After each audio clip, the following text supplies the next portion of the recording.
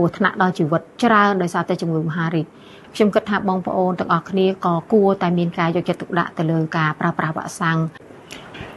ចាជាដំបូងនេះខ្ញុំជម្រាបសួរទៅដល់បងប្អូនទាំងអស់គ្នាដែលបានទស្សនាឃើញនៅវីដេអូមួយនេះយើងគ្រប់គ្នាគឺតែងតែមើលរំលងការពិនិត្យសុខភាពនៅពេលដែលយើងឈឺហើយបានយើងទៅពេទ្យអានេះជាទូទៅជាទម្លាប់របស់យើងគ្រប់គ្នាអ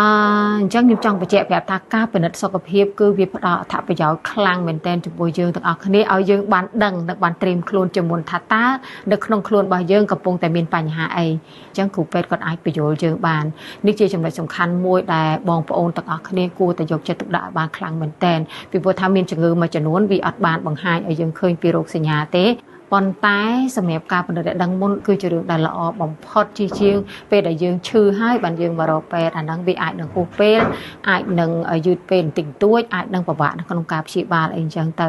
ហើយសម្រាប់ខ្ញុំក៏មានអារម្មណ៍ដូចគ្នាដែរដំបូងខ្ញុំគិតថាខ្ញុំអត់ដែរឈឺអីទេ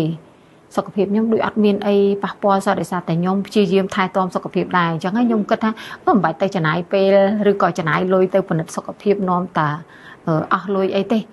តែដល់ពេលដែលយើងសង្កេតឃើញថាបច្ចុប្បន្ននេះការហូបចុកការរស់នៅអីហ្នឹងវាហាក់ដូចជាប៉ះពាល់ដល់សុខភាពយើងខ្លាំងណាស់បើទោះបីជាយើងបានយកចិត្តទុកដាក់ខ្លះក្តីក៏នៅតែមានចំណុចខ្វះខាតដែរដូចជាយើងរវល់ការងារទៅយើងអត់បានយកចិត្តទុកដាក់អីអញ្ចឹងធ្វើឲ្យយើងធ្វេសប្រហែសក៏អាចធ្វើឲ្យយើងមានជំងឺណាមួយដែលយើងអត់ដឹងខ្លួនដែរអញ្ចឹងបានខ្ញុំថាការពិនិត្យសុខភាពនៅតែផ្ដល់សារៈសំខាន់ខ្លាំងគួរតែធ្វើការពិនិត្យសុខភាពឲ្យបានទៀងទាត់តាមការណែនាំរបស់គ្រូពេទ្យជារឿងដែលល្អបំផុតចាអារម្មណ៍របស់ខ្ញុំពេលដែលមកដល់មន្ទីរពេទ្យយូរចាក់ទៅមុខនេះខ្ញុំមានអារម្មណ៍ថាកក់ក្ដៅតាំងពីក្រៅមកដល់ក្នុងពេលដែលយើងបានលទ្ធផលហើយគាត់ក៏បញ្យល់ណែនាំយើងបន្ថែមទៀតថាតើលទ្ធផលយើងមិនខ្លះហើយជាពិសេសពេលទៅពិនិត្យអេកូអីចឹងអ្នកគ្រូអេកូគាត់ណែនាំយើងបញ្យល់យើងបានល្អមែនតើខ្ញុំឃើញគាត់យកចិត្តទុកដាក់ហើយគាត់បញ្យល់យើងមួយកុំឲ្យយើងគិតកុំឲ្យយើងភ័យថាអាហ្នឹងវាមិនអញ្ចឹងណាចាខ្ញុំមានអារម្មណ៍ថាសប្បាយចិត្តច្រើននៅពេលដែលពិនិត្យហើយចាក្រោយពេលដែលខ្ញុំពិនិត្យហើយជាលទ្ធផលយើងឃើញថារៀងល្អច្រើនតិចតួចទេដែលយើងពាក់ព័ន្ធនឹងការហូបចុកហើយនឹងការរស់នៅហើយខ្ញុំអត់សូវបានហាត់ប្រាណអត់មានពេលហាត់ប្រាណនោះចឹងធ្វើឲ្យខ្ញុំរៀងលើសខ្លាញ់តិចតួចទេគាត់ណែនាំថាមិនបាច់ប្រើថ្នាំទេគួរតែហាត់ប្រាណហើយនឹងតមការញ៉ាំខ្លាញ់ដែលមិនល្អប៉ុន្តែអីដែលខ្ញុំចង់ដឹងបំផុតគឺបញ្ហាមហារីកដោយសារតែខ្ញុំឃើញប្រជាជនខ្មែរយើងមានបញ្ហាគ្រោះថ្នាក់ដល់ជីវិតច្រើនដោយសារតែជំងឺមហារីកបច្ចុប្បន្ននេះភាពរីកចម្រើនគឺយើង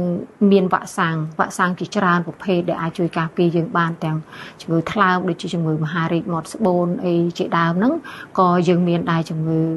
ផ្សេងទៀតជាច្រើនអញ្ចឹងខ្ញុំគិតថាបងប្អូនទាំងអស់គ្នាក៏គួរតែមានការយកចិត្តទុកដាក់ទៅលើការប្រើប្រាស់វ៉ាក់សាំងហើយនៅមន្ទីរពេទ្យយូរចាក់ទៅមុខក៏គាត់មានការផ្ដល់ជូននៅសេវាកម្មចាក់វ៉ាក់សាំងជាច្រើនប្រភេទជូនទៅដល់បងប្អូនដូចគ្នាដែរតម្លៃក៏ល្អសេវាកម្មក៏ល្អអញ្ចឹងនេះខ្ញុំចង់បន្ថែមចំណុចហ្នឹងជូនទៅដល់បងប្អូនមេដាបៃតាអាណាព្យាបាលដែលមានកូនស្រីតូចអីហ្នឹងក៏អាចអញ្ជើញចាក់វ៉ាក់សាំងការពារមហារីកមាត់ស្បូនបានដែរនៅទីនេះក៏មានដូចគ្នាដែរហើយនេះខ្ញុំក៏អរគុណចំពោះការទស្សនានៅវីដេអូមួយនេះសង្ឃឹមថាបងប្អូននឹងចាប់ផ្ដើមនៅក្នុងការយកចិត្តទុកដាក់ទៅលើការថែទាំសុខភាពរបស់យើងឲ្យបានខ្លាំងក្លាមែនទែនពីព្រោះថាការពិនិត្យសុខភាពឲ្យបានទៀងទាត់ឲ្យបានទាន់ពេលវេលាគឺជារឿងដែលល្អបំផុតចាអរគុណ